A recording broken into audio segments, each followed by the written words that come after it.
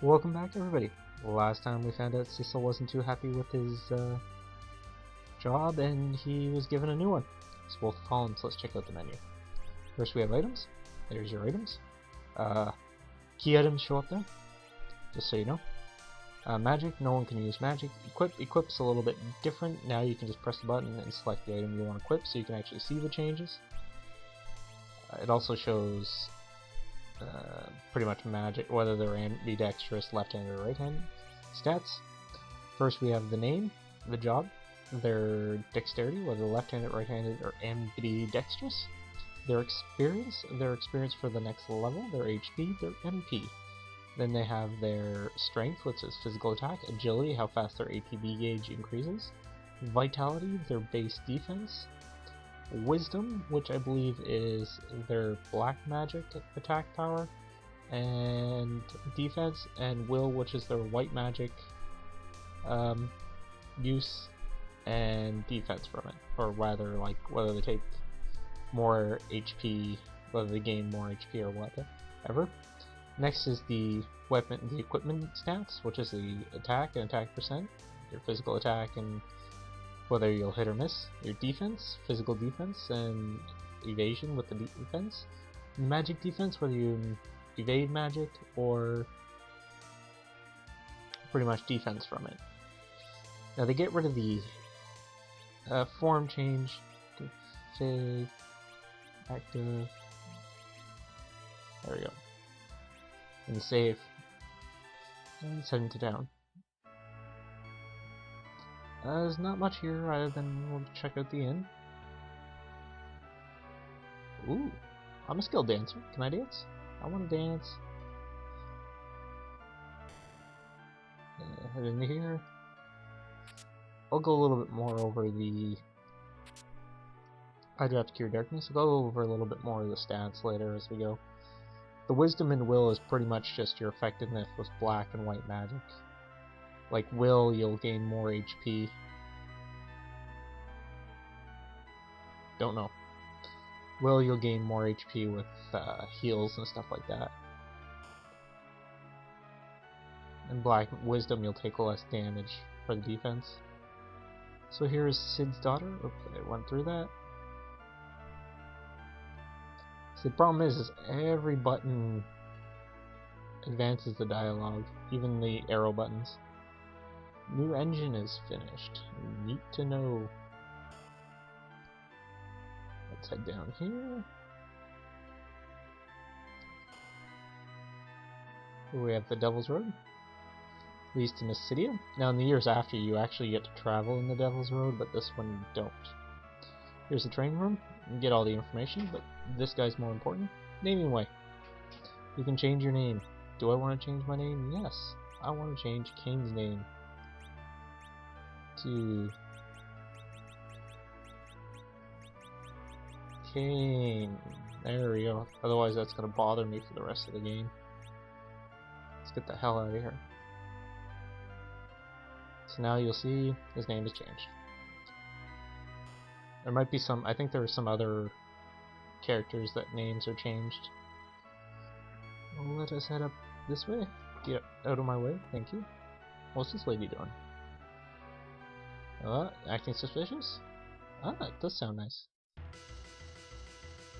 Whoa. Oh my god. Ooh.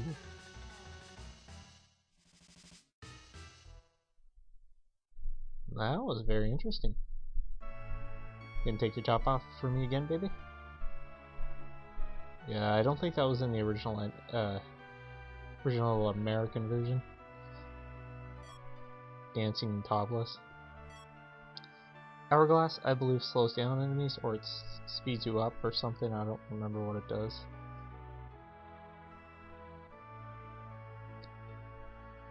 I don't think there were even word dancers in the American version. Who knows? I've played the American version, but not since I was young when it first came out.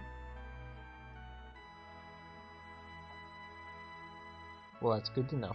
Well, let's head the hell out of here. So there we go. Can't head back in the barren, but we can get attacked. So first we have the ATB gauge. This will fill over time. You can't actually see it, unfortunately, this time. It's also kind of flawed because it's sometimes random. Some characters will actually take 2 turns in a row. So it's a little flawed. But yeah, there's no enter your input and then everybody does their attacks and then take your time. You have to be quick. Time counts down even as you attack. So let's head across these bridges. Let's go into this forest and just take a little tour around the forest. See if there's anything in here. I'm not getting attacked. Okay, well let's continue on. Head up into here. Head into this cave. We're at the Cave of Myst. This is our first dungeon. And we're already getting attacked. So, also, commands. Like the 3rd game, we have different commands. Like jump, which soars into the air, and dark attack, which attacks all enemies but drains about 10% of your HP.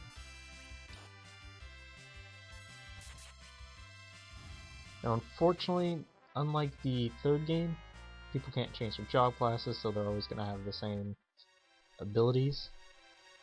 I'm not going to get into this now, but with the recent game 13 coming out, and a lot of people complaining about it being linear and all this, has kind of changed my opinion on this game. Because everybody says like this is the greatest game and blah blah blah, and there's a lot to it. And 13's crap and it's linear and there's no heart to the story. Yet, I hate to tell you, this is probably the most linear game out of the entire series. Like from everything, the battle system, the story's fairly linear in itself. A little bit more complex than the NES versions, but yay, we gained a level. So anyways, but that's my beef, is looking at this game made me kind of realize how linear this game actually is. Who the hell are you? I'm not turning back, screw that. Woo, potion! I knew there was a chest up there. Eye drops, always good. So for right now, the only thing you can do is just kind of attack. You can't really do much else. If you want to jump, it doesn't really matter. It doesn't really do anything. Another tent. They give you a lot of tents in the beginning, because there's not really much of a way for you to heal. So when I do use Dark Sword,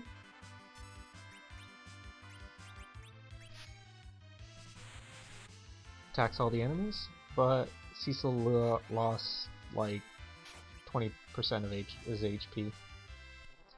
So you gotta be careful with that one. Make sure it don't use it too often. And you should only use it when you're dealing with like weaker enemies.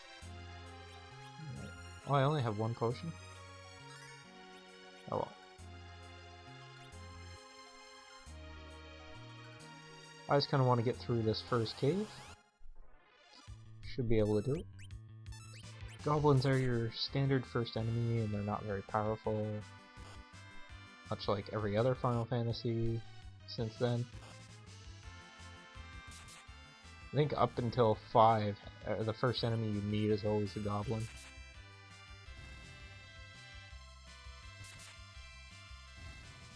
Yay, we have won!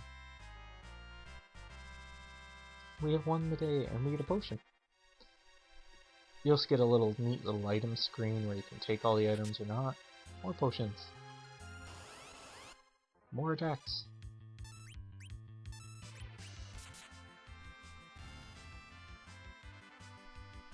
So yeah, you'll notice everybody's just kind of taking their turns. When your character's turn comes up, the window will open. There's no way to bypass except for you can defend, which reduces physical damage, or you can change, which changes the rows. Now I'll get more into change later when we get more party members, but you don't notice much right now with only 2. And we're experienced and leveling up. Also, you notice it's a full battle background now rather than just the top. Oh. Phantom Beast, you say? Also, if you hit, I think, there we go. R, you can switch between characters. I'm not afraid of you.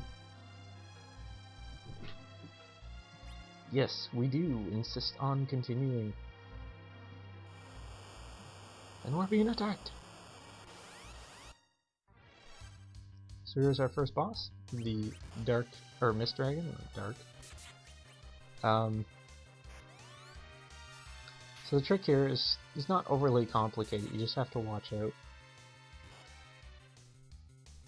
Is he'll turn into mist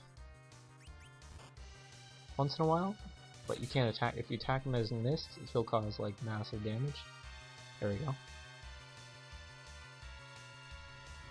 He'll cause a mist attack, which will hit all your party members for a good chunk of their HP. So just wait a while. Kind of introduces the defensive side of the ATB gauge.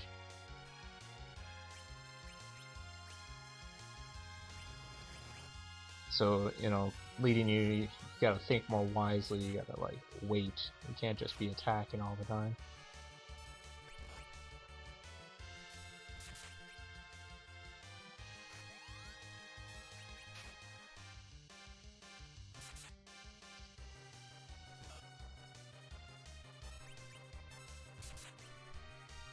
There we go. And there's our first boss, and some funky boss music. Kain gained a level. So we are out of the first dungeon already. That is awesome. And we're attacked. And here we have some Shanghais. Sand Shanghai. Wow! Okay, to run, hold the R1 or L1 and R1 or left and right buttons. Get attacked again. I just don't want to fight these things. Gotta hold them both together. There we go. Random encounter, I think, is also a lot higher in this game. So let's head to this little village in the valley. We're at the village of Myst. So our destination.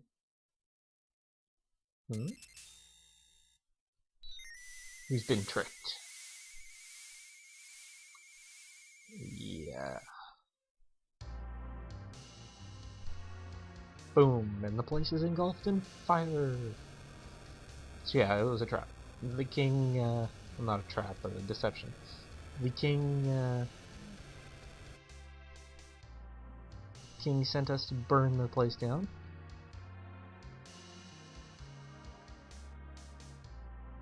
Huh, what's going on? It's a little green-haired girl.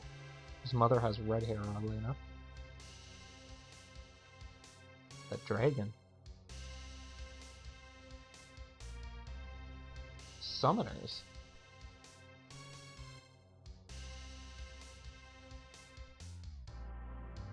Yeah, but we didn't mean to.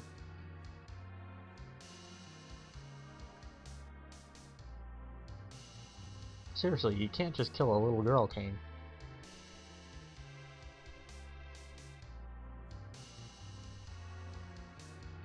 Yes, we should. I mean, that's ridiculous.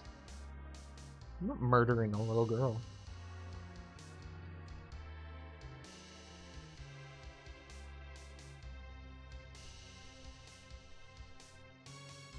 Thank God, Kain. I thought I was gonna have to beat the crap out of you, man.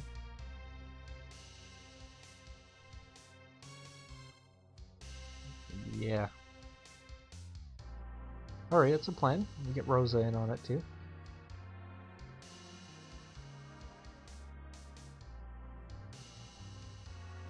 Alright. We're gonna take this little girl with us, try to save her. Hey, what are you doing? Kain, don't be so forceful.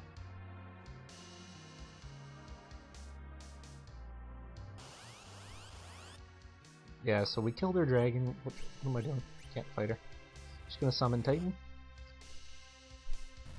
We killed her summon, which ended up killing her mother, and she's a little mad at us, and we died.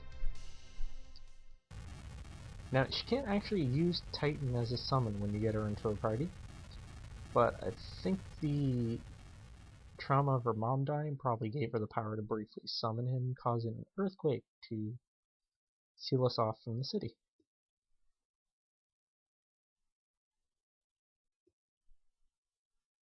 We awake in a field, and Kain is missing. Well, we'll find out what else is going on in our adventure in the next episode. So let us head out. Thank you for watching, and have a good day. Bye.